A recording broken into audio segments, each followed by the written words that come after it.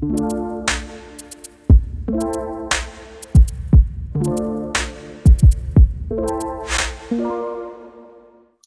I know you have heard of my guest. He is incredible. He's amazing. If you're married or dating, I know you know about this.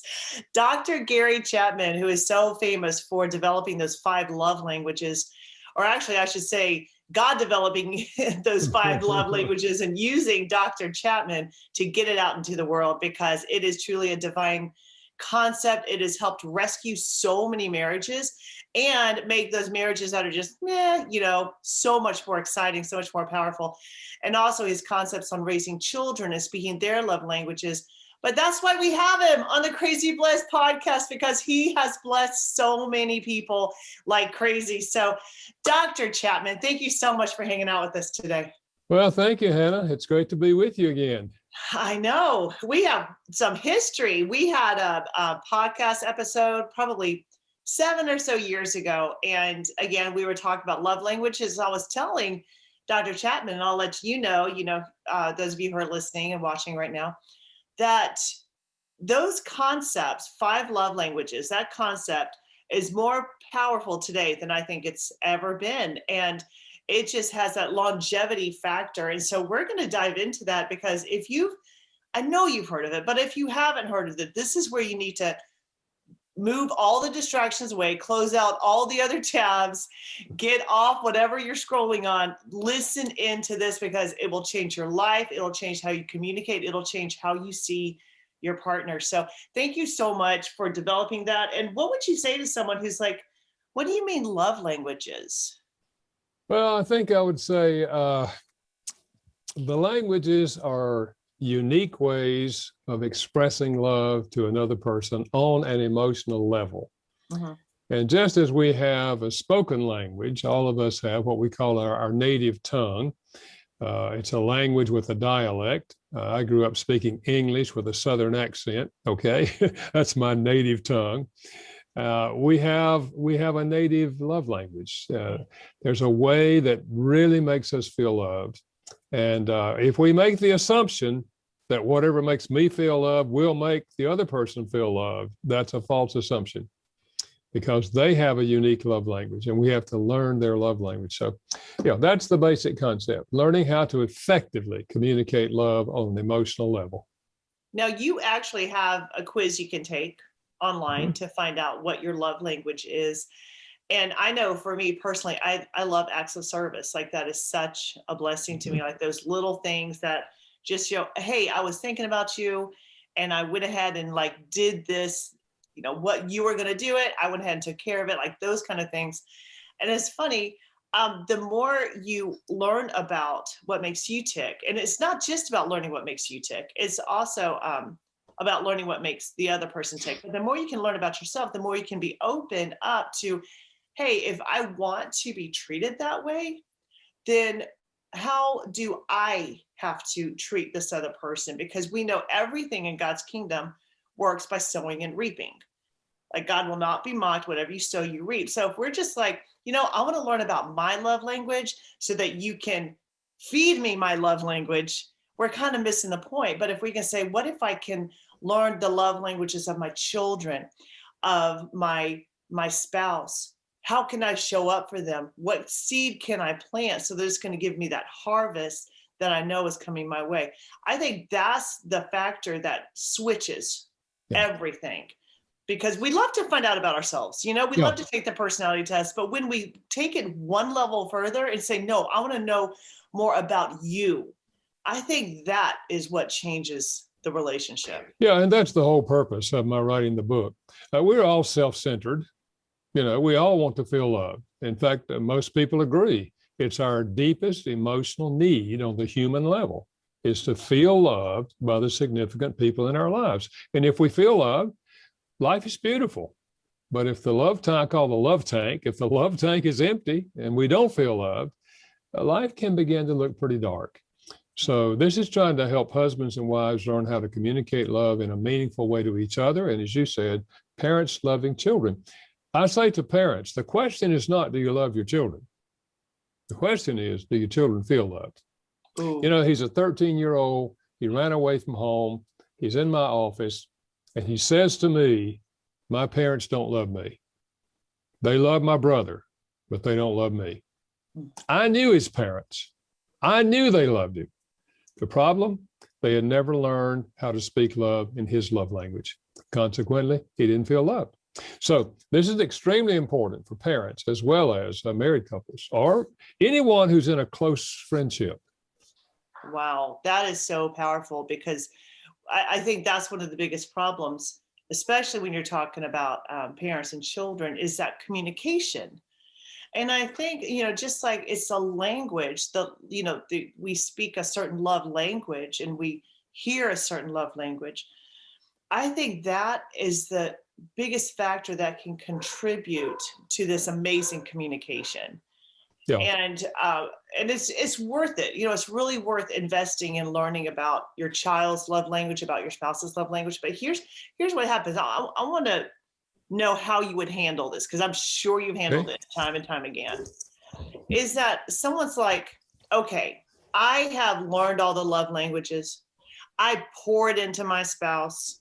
I pour it into my children. I make it very intentional. What about my love tank? Yeah. What do you do? Well, I think first of all, you have to have a conversation. Let's say that your spouse is not willing to read the book. They're not willing to take the quiz. They say, I don't want to talk about all this stuff. Okay. Then you do what God does. Remember, God loved us first. The Bible says we love God because he first loved us. So you love them first. And that was what you're describing. You know their love language. You're speaking on a regular basis. And you do this, not for 3 weeks, but for 6 months. You just commit. God, with your help, I'm going to speak their love language. 6 months. If they don't begin to warm up to you and respond to you, first of all, I'll be surprised, because love stimulates love. All right. But if they don't, then you say to them, honey, I don't know how you feel about us, but I feel like, at least for the last 6 months or so, I've been communicating love to you in the best way I know how. And I don't know if you feel loved or not, but I've been trying to communicate in a language that would really speak to you. Am I getting through to you? Do you really feel loved? Let them give you a little feel. Oh yeah, honey, you've been great. Da, da, da, da. Okay. Well, I guess one of the reasons I'm asking is that I don't feel very loved. And I don't know if you're not interested in loving me or if you just don't know how. Would you be open if I kind of shared my heart with you? Well, because you have been loving them consistently over a few months, chances are they'll let you share your heart and just tell them, how you're feeling inside. And if they say, well, I don't know why you wouldn't feel love, because I do this and this and this and this and this. And you say, honey, I know, and I really do appreciate that. But, what I discovered is that you have one love language and I have another love language. And you're loving me in your love language. But here's what really would make me feel loved. And I don't know if you're open to trying this or not, but I can tell you, if you do, it will really, really make me feel loved. Well, now they have the information, and they have it from a heart that's loving and not demanding. You lash out at them and say, I've given you everything I've got. You don't respond to me. You just push them further away when you do that. But when you approach them in a kind and loving way, and acknowledging what you're trying to do and open your heart, most spouses will respond. Wow. Okay. So just in case anyone missed that, he basically just gave you a script.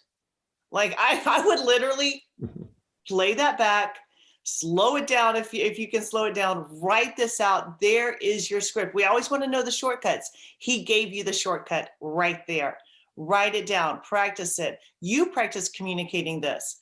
And he's only sharing this because he knows it works. I mean, in all of your years of counseling and helping couples, you know what a lot of people don't. So you're sharing that. So use it, please. Whoever's listening, watching, use that script and see what happens. I think it's going to blow your mind as the level that your relationship can get to. It's so beautiful.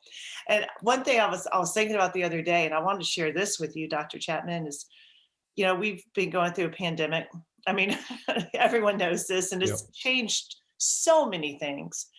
And I have found that a lot of people who were having their love language, their love tank filled, now are really struggling in some areas. There's a woman I know who, single woman, and she loves touch, and she would just constantly like be in that work environment and just hugging people, or at church hugging people, and she got her love tank filled. And now with, being holed up in the house for, weeks and months, and Yeah. she found she was so sad. She found she was operating with that, empty love tank. What she did, which I thought was brilliant, she followed the love language advice. She booked massage. She was like, I need that touch. Yeah. So she actually was like, that did so much to boost my mood, because I didn't realize how much I depended on just hugging people and loving people. Yeah. And I wasn't getting any of that.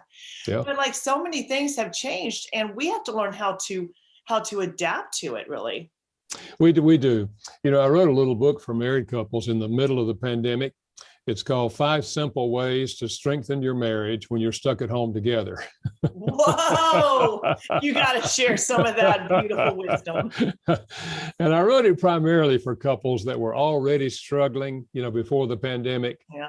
And it got worse after the pandemic. Oh, yeah. And one of my first suggestions is, what if this is with a really pretty troubled marriage, what if you just decide to call a truce on throwing verbal bombs at each other?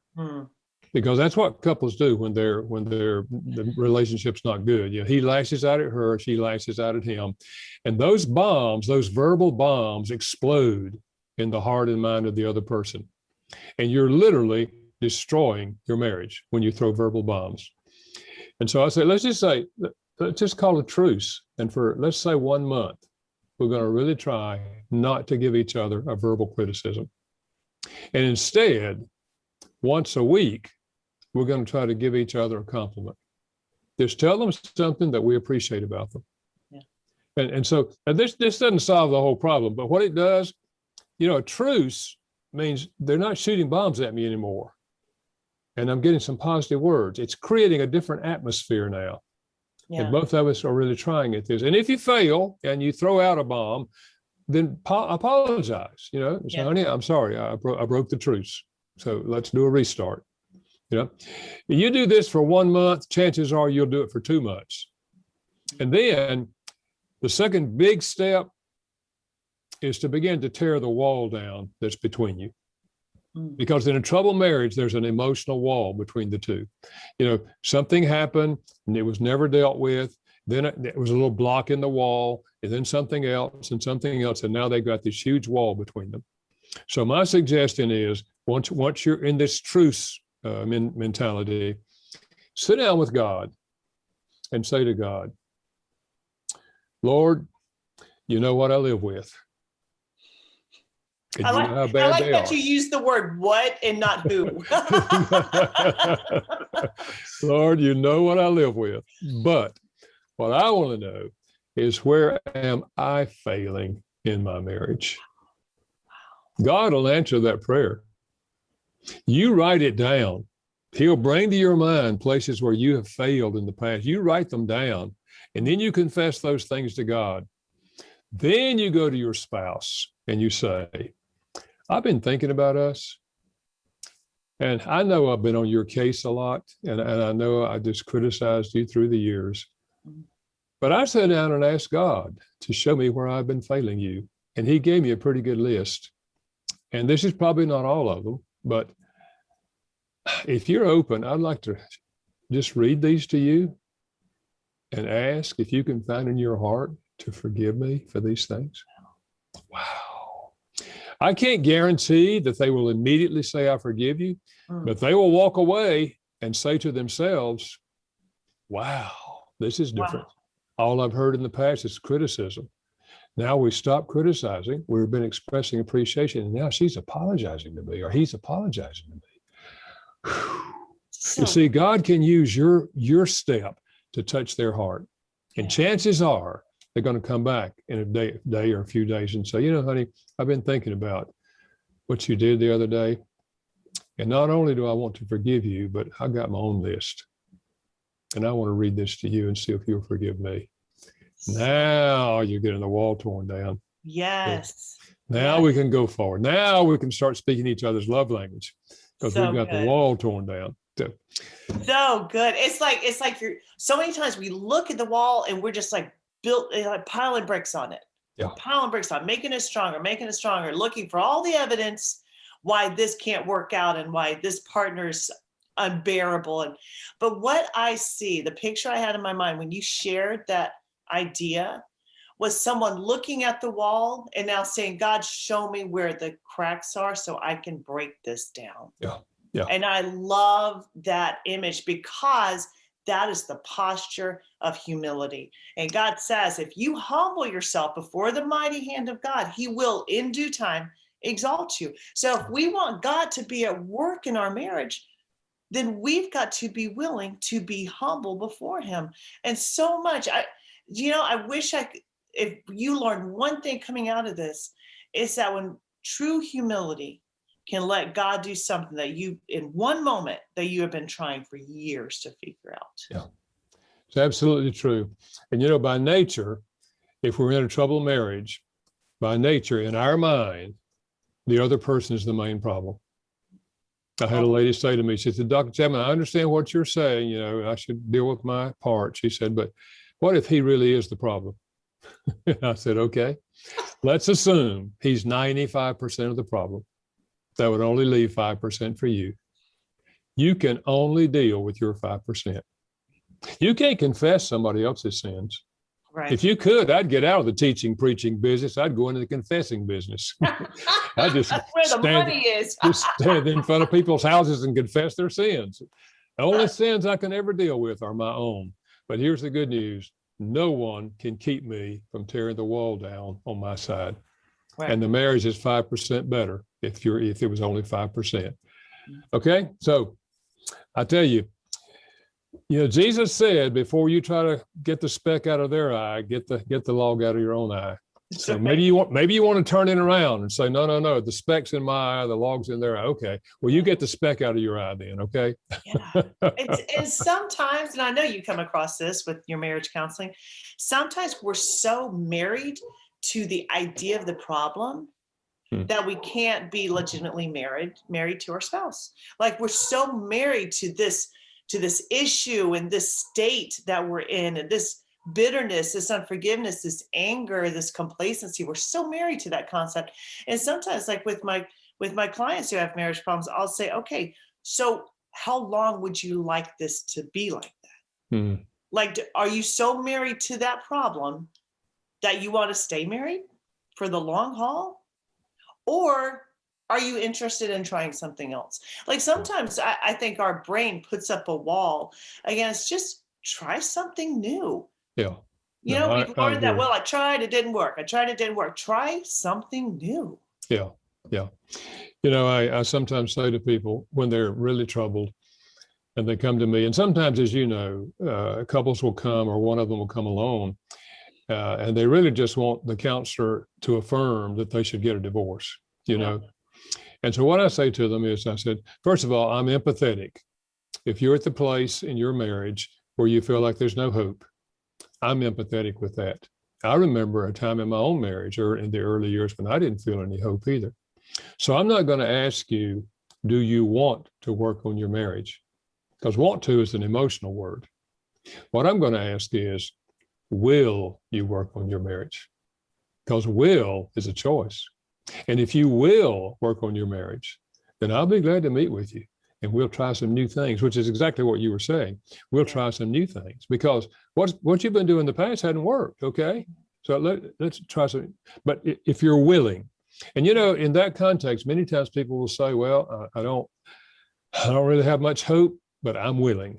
Okay, that's good. Then let's take some steps. Because really, that's all you need. Yeah, absolutely. That's all you need, because if we're willing and able, we'll eat the fruit of the land. Like if we want the fruit of a happy marriage, of an intimate partnership there, of that support, then we have to be willing. And that just means I'm not going to go by emotions. I'm just going to make a conscious decision that this is what I'm going to do. And then we're all able to think a new thought. I mean, at some time we had to learn how to tie our shoe. It was unfamiliar then, so we all have the ability to try something else. Yeah. So now I love that you said that want is an emotional word. And I think that's what we get caught up in, that emotional trap. We're led by our emotions. It's like a knee-jerk response. Yeah, here we go again. It's like we're fighting the same fight and we just put it on a loop. Yeah. Yeah. No, that's exactly right. Yeah. Yeah. The same kind of fights. And so we have to realize, do I want to stop the tape? Do I want to rewrite this? And when we decide I'm willing, I believe that also God meets us right there at that spot. Have you found that? Absolutely. And, everybody agrees we cannot change our spouse. That is true. You can't change somebody else, but you can influence them. Yeah. And we do every single day. Yeah, we do. We either influence them in a negative way or a positive way. Yeah. And what I'm talking about when I say, deal with your own failures and go and apologize to them for what, you realize where you failed, you're taking a step in the right direction and you're influencing them in a positive way. Yeah. And again, I can't guarantee that they'll turn around, but you're doing a powerful thing. And then you speak their love language on top of that over an extended period of time. That's the most influential thing you could possibly be doing. And if they still reject you after 6 months of that kind of treatment, you can honestly look yourself in the mirror and look God in the face and say, God, I've done everything I know to do. Yeah. And if there's anything else I can do, let me know. I'm willing to do it, but I'm going to turn them over to you, So but most of the time, love stimulates love. I love that. Like, I'm done. I'm turning him over to you. Yeah. I met my quota. But something I want to ask you about, and this may be a kind of hard question, but I know a lot of people, they had this dream for a happy marriage and they've been holding on to that. They've been trying something new. And what about those people who are at the point where they're like, everything you're saying makes sense to me. I get it, but I'm just tired. I just want out. I'm just done. Like, what do you do at that point? Yeah. Well, again, I'm very empathetic with that. Yeah. Because if I were in their shoes and I had their personality, I would be feeling the same way they are. And I often say that to them. Yes, I can understand how you could get there. And if I were in your shoes, I'd probably feel exactly like you do. But let me share some things with you. Yeah, and then I move to some of the kind of things we've been talking about here. I wrote another book called One More Try, What to Do When Your Marriage is Falling Apart. Wow. And I always believe that one more try, that may be the thing that triggers it, Yeah. And again, we can't guarantee that the person will turn around. And, if we're talking about, physical abuse or sexual abuse or, or even extended verbal abuse, I'm not talking about those kind of things. No. I mean, those kind of things you say to them, honey, I don't know how you feel about us and about our marriage, but I feel like that I have loved you. I've tried to treat you, in a really good way. But I love you too much to sit here and do nothing. Right. And let you destroy me and destroy yourself and destroy our kids. Yeah. I love you too much to do that. Yeah. So I'm going to move in with my mom for a while. I'm not going to abandon you. If you're willing to go get help, and I can give you the name of a counselor and a phone number. And when you and that counselor feel like you have dealt with this problem, I'm willing to join you in marriage counseling. But I love you too much to sit here and do nothing. We call it tough love. Yeah. But if the tough love comes after a period of tender love, it's going to be more effective. Yeah. See, what happens many times is we get to the state that you were just talking about, where we feel like I've tried everything, nothing's going to happen. I'm sick and tired of this. I'm out of here. Yeah. Then the spouse may well say, good riddance, because they're tired of you criticizing them anyway. Yeah. Yeah. But if you've been God's agent for loving an unlovely spouse over a period of time, and then you tell them that you love them too much to sit there and do nothing. Now well, maybe I better do something here. And many alcoholics and drug addicts, they don't turn around until tough love is applied. And they realize they're about to lose something that's important to them. And they're far more likely to be motivated to get the help they need. That is so good. That's so good. And I love that you wrote that book. You said one more try. One more try. One more try. And I think there's this cartoon, I'm sure you've seen it, but there's this person who's mining for diamonds, and you see the tunnel, and he's dug and dug and dug and dug, and he turns around and he puts down his hammer and walks away, and he was just an inch away from diamonds. If he had just given it one more try, one more lick of that, then he would have found the diamonds. And sometimes I think about marriages where they're like, especially with pandemic, like I'm sure you've seen couples who are like, I don't want to be in this house one more day with this person. It's driving me crazy. It was fine when we left for work, but now we're, all up in each other's business every day. And so if we can just decide one more try and be willing to do something different, I think about those diamonds that can happen. I mean, if you had given up, because you guys had marriage problems, if you had given up, you would have never reaped the diamonds. You would have never discovered the beauty of that relationship. So I want to encourage people right now, and I'm sure, you can add to this, is like, it's worth it. It's worth it to give it one more try. Absolutely. I never forget the day my son came home from college. He was a freshman in college. He came home for Christmas. He called my wife and I together, and he put one hand on my shoulder and one hand on her shoulder. You're going to make me cry now. Wait a minute. I got to get some tissue. I might cry myself. He looked us in the eye, and he said, I want to thank you guys for staying together. He said, I have 5 friends at the university who are not going home for Christmas because their mom and dad divorced since he left for college, and they don't know which home to go to, so they're just not going home. He said, I know you guys had trouble in your early years because we've shared it with our kids, but I want to thank you for staying together. Wow. Man, that was worth all that we went through, to get our marriage together. And I'm going to tell you kind of the turning point in our marriage. 2 weeks after we got married, I enrolled in seminary to study to be a pastor. And my wife and I had been dating for about 2.5 years before we got married. And that in love experience will last about 2 years. Yeah. So I came down pretty soon after the honeymoon. And we had differences, and we didn't know how to solve them because you don't think you'll have any when you're in love. Right. And we said harsh things to each other, and we yelled at each other. And, after a while, not only did I not have any love feelings for her, I had negative feelings toward her. And I thought I had made a serious mistake. And this is awful. And she felt the same way. And I remember I said to God one day, I don't know what else to do.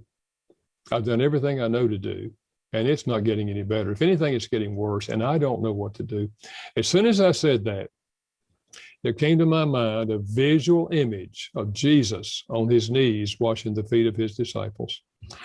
And I heard God say to me, that's the problem in your marriage. You do not have the attitude of Christ toward your wife. Hit me like a ton of bricks, because I remember what Jesus said when he stood up. He said to his disciples, I'm your leader, and in my kingdom, this is the way you lead. The leader serves. And I knew that was not my attitude. My attitude was something like, look, if you listen to me, we'll have a good marriage. I know how to have one. Listen to me, woman. Yeah. And she wouldn't listen to me, and I blamed her. But that day I got a different message. And I said, Lord, forgive me. With all of my study in theology, I've missed the whole point. Please give me the attitude of Christ toward my wife. In retrospect, it's the greatest prayer I ever prayed about my marriage, because God changed my heart. Yeah. And he gave me a desire to serve her. Yeah. 3 questions made it practical for me. When I was willing to ask these 3 questions, my marriage began to change. They're simple questions. Yeah. Number 1, honey, what could I do to help you? Number 2, How could I make your life easier? Number 3, how could I be a better husband? When I asked those questions, my wife was willing to give me answers. She told me. So you opened that door. Of course, I knew nothing about love language in those days, but looking back on it, her answers were telling me her love language. Yeah. She was telling me how to love her. And I began to respond to those things.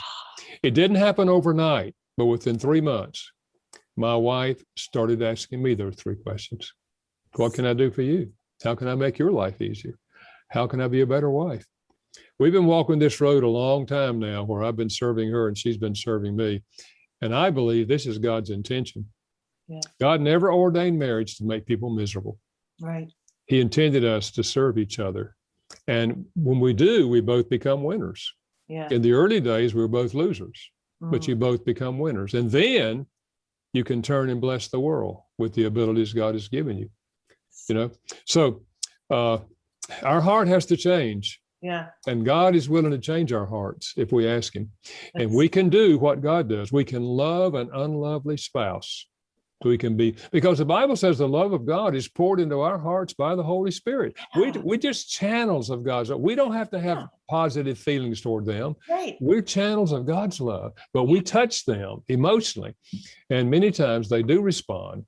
And when they do, then we've got the marriage that we always wanted to have.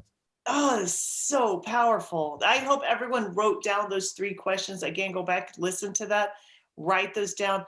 Just try this new thing. Try those 3 questions. See if it doesn't transform your marriage. And you're so right, Dr. Chapman. I feel it right now. Like when his word says that his love's been shed abroad, like that's what is in us to flow through us, to change what is around us. And the one thing that can change is that which is closest to us. And that's our marriage. Because you're right. God didn't give us a marriage like, okay, now go be, in covenant together and be miserable. Mm-hmm. We're supposed to be stronger together. Yeah. Where 2 or 3 are gathered, there he is right in the midst of that. So I want to encourage people, just like Jesus can love the unlovable, we have the same power. He said, go and do likewise. Yeah. So I want to thank you so much. How can people get more of love languages and more of your amazing resources? Well, they can go to 5lovelanguages.com, the number 5lovelanguages.com. They can take the free quiz that you mentioned earlier. Over 50 million people have taken that free quiz. What? Wow! And millions are taking it just month by month. It's just amazing. Last year, there were 10 million of those was just last year. What? It's incredible. There's a quiz there for married couples. There's one there for single adults. There's one there for teenagers. And there's questions to ask your younger child. So learning the other person, all the family members' love languages and saying to everybody, we're going to be a loving family. And here's daddy's love language and mama's love language and sister's love language. And we're going to learn how to love each other here. I mean, it can revolutionize the emotional climate in a home. Absolutely. And of course, there's books that go with all of those, as you mentioned earlier. The original book, which is now sold over 15 million copies in English and been translated and published over 50 languages around the world. Which blows my mind. Do you sometimes lie awake at night and say, what is this life? I don't lie awake, but during the daytime, I'm thinking, well, people ask me, how do you account for all of that? I said, the short answer is God. God. And the long answer is God. That's all I know. I love it so much. All right, make sure you go take that quiz. Be part of the millions who are changing their marriages and creating the best marriages. Because, even if your marriage is it's functional. It's okay. What if it can be extraordinary? Like dig into this and have the best marriage, the best relationship with your kids, but discover it today. And I promise you, when you dive into that, you are going to be blessed like crazy.